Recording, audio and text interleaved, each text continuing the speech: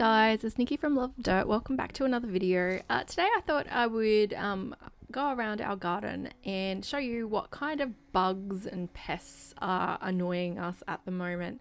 So it's now currently early summer for us here in the subtropics, and summer is usually when we get the most amount of pests. So let's go take a look. So the first one we have is a shield bug or a stink bug. There are so many different varieties. This one specifically is called a green stink bug. Often we'll get brown ones, we'll get the green vegetable bug, but basically what they are is pod sucking or sap sucking insects. So they're gonna get hold of the plant and really sort of basically bring it down if you're not careful. So the best way to deal with these for us, we wait for beneficial insects, which for this particular variety is the assassin bug, which we have right now already, and spiders. They will take care of these, but if you have them out of control, the best way to sort of manage them organically is with a handheld vacuum cleaner. Go out and suck them up first thing in the morning, or what you could do as well is grab a bucket of water, soapy water with a little splash of methylated spirits in it, and go and knock them in. But just be careful, they can sort of spray their stink at you, so make sure you wear gloves and also glasses so they don't get you in the eye. So the next one is a pumpkin beetle. These guys sort of eat the plant leaves, but they also lay their eggs in the soil, and the eggs and the larvae will eat the roots of your plant. So if you've got them out of control, they can really sort of be devastating. So I generally just try to squish them when I see them, and that keeps them under control. But if you really have a big infestation, neem is said to work, which can help with the larvae in the soil. But if you do use it, you will need to sort of give your garden a bit of a boost. It's also said in Australia it's not actually cleared for use in edible gardens, so just to keep an eye on that as well. But yeah, squishing when the numbers are low is probably the best strategy for these guys.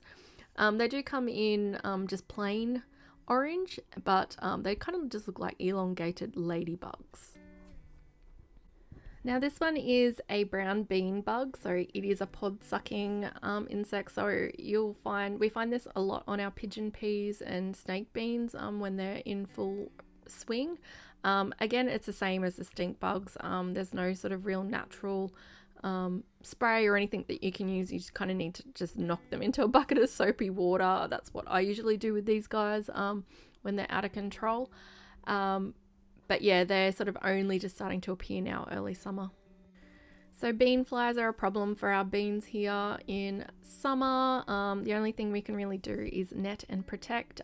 We do grow snake beans because they seem to be a little bit more resilient to the bean flies larvae sort of hatching out through the stems. So yeah, it's a tricky one to manage. Otherwise, just sort of try and grow your beans when it's not as humid. Grasshoppers are a real pain in the neck, especially early summer. At this age, this time of year, they're usually babies. So if you can try and get them and squish them before they do too much damage, that's really the only thing you can do. There's no organic sort of sprays or anything, even non-organic, to keep them under control. So our best strategy is really trying to bring more birds into our yard. And so with bird baths, we find that gardens near the bird bath, they have less grasshopper damage, but if you can find the big ones early on in the season before they lay their eggs and they hatch out as little ones like this, you're going to sort of decrease the numbers. But yeah, it's a matter of catching them.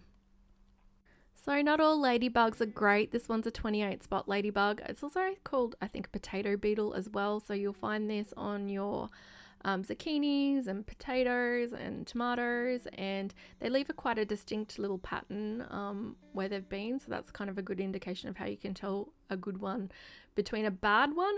They also are a little bit bigger than the beneficial ones. So yeah, just keep an eye out for any damage that they're doing. But yeah, they do sort of, they can take over. Their babies look like little fuzzy yellow things.